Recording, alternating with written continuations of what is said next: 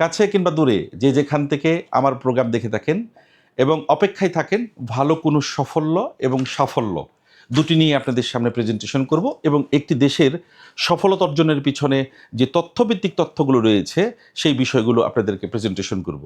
আমি Mehrima group of কোম্পানির chairman Sajjad Hossain Khan আপনাদেরকে জানাই অনেক অনেক প্রীতি এবং শুভেচ্ছা। তিশা ইন্টারন্যাশনাল ওভারসিজ লিমিটেড, বিশ্বস্ত এবং আস্থার প্রতীক।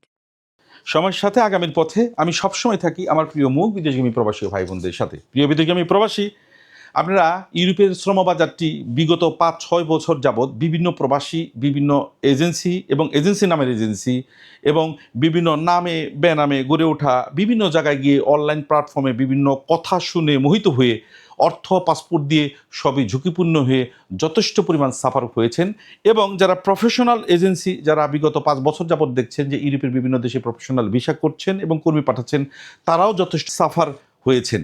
কারণ ইউরোপের কাজটি টোটালি যে দেশেই যাবেন ইউরোপের কোনো পক্ষেরই টাকা খরচ ছাড়া হওয়া সম্ভব না। আমরা বিগত 5 বছরে অসংখ্য কর্মী মধ্যপ্রাচ্যে পাঠানোর পাশাপাশি আমরা ইউরোপ নিয়েও কাজ করেছি এবং সে তার অনেক সফলতা আমরা প্রিভিউস অনেক কর্মীর দেখাতে পেরেছি।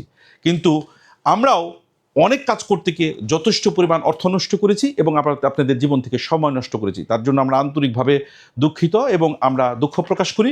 কারণ ইউরোপের কোনো কাজই আমার হাতে নয় যে আমি আপনাকে আমার মতো করে ভিসাটি মধ্যপ্রাচ্যের মতো পাইয়ে দিব। এটা সম্পূর্ণই একটি প্রসিডিউরের ব্যাপার এবং লিগ্যালাইজেশনের ব্যাপার। প্রকৃতপক্ষে এটা একটি কনসালটেন্সি সার্ভিসের ব্যাপার। এটা যদি সঠিক থেকে একটা এজেন্সি সঠিকভাবে কাজ করে তাহলে এভাবেই ডে বাই ডে তার সফলতা আসবে। এখন এই মুহূর্তে বলছি আমি যে আমরা বিগত সময় দেখেছেন অসংখ্য কর্মী আমরা রোমানিয়ে পাঠিয়েছি এবং অসংখ্য রোমানিয়ে সাকসেস ভিডিওগুলো পূর্বের প্রিভিউজ আমার সাজ্জাদ ব্লগে, ইউটিউব চ্যানেলে এবং আমার পেজে দেওয়া আছে। আমরা গত বছর এই সময় সর্বশেষ 9 জন কর্মীকে ফ্লাইট করেছি এবং তার পূর্বে 5 জন 7 জন 8 জন 10 জন করে অসংখ্য রোমানিয়া কর্মী প্রেরণ করেছি। হঠাৎ করেই আমরা রোমানিয়ার শ্রমবাজারটি বন্ধ করে দিয়েছি। তার 1 নাম্বার বিশেষ কারণ ছিল যে সকল প্রবাসী গিয়েছেন বা যারা যাচ্ছেন শুধু তাদের কিছু অপরাধ। সবচেয়ে বড় অপরাধ হচ্ছে সেখানে গিয়েই রানওয়ে করা, পালিয়ে যাওয়া, ক্রাইম করা এবং একটি এজেন্সিকে সর্বশান্ত করে সেই শ্রমবাজারটি সেই কোম্পানিটিকে আমাদের ব্ল্যাকলিস্ট হওয়া। তাই আমরা আর সহ্য ধারণ ক্ষমতার বাইরে গিয়ে আমরা আর পারিনি।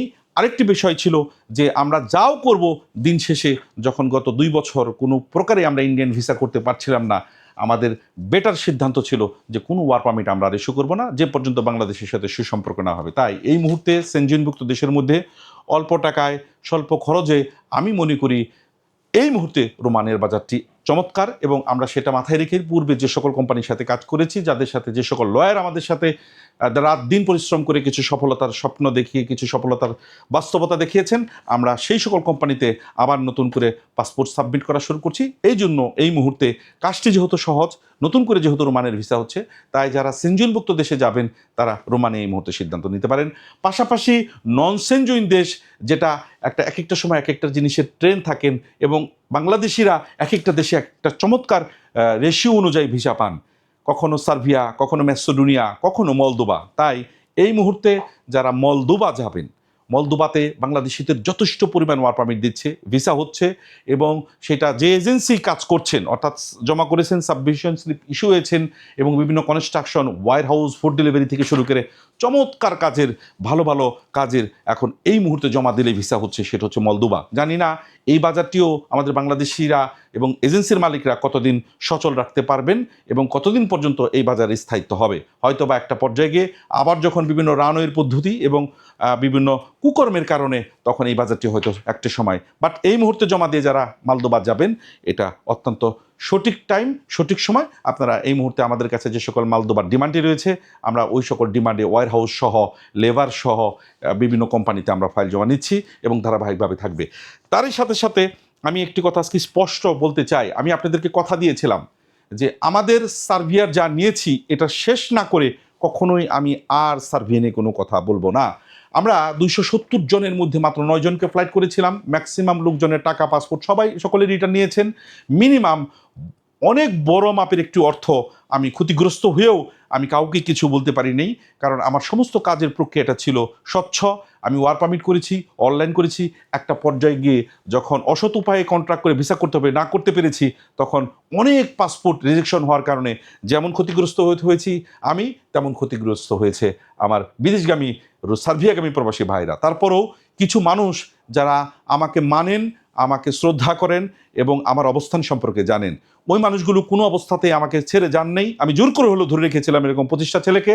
আমি এই 8 জনের নাম ঘোষণা করেছিলাম কিছুদিন আগে, এবং এখন এই অ্যাপ্রুভালগুলো ডান হয়েছে। এরই সাথে আরও 1 সপ্তাহের মধ্যে আরও 13 জনের, অর্থাৎ এই 8 জনের সাথে আরও 13 জনের নতুন করে আমাদের অ্যাপ্রুভালগুলো আমরা এবং অ্যাপ্রুভাল এবং অনলাইন আমরা তাদের ঘোষণা দিব। এবং এই 8 জনের যাদের ভিসা হয়েছে, আমি নামগুলো প্রকাশ করছি।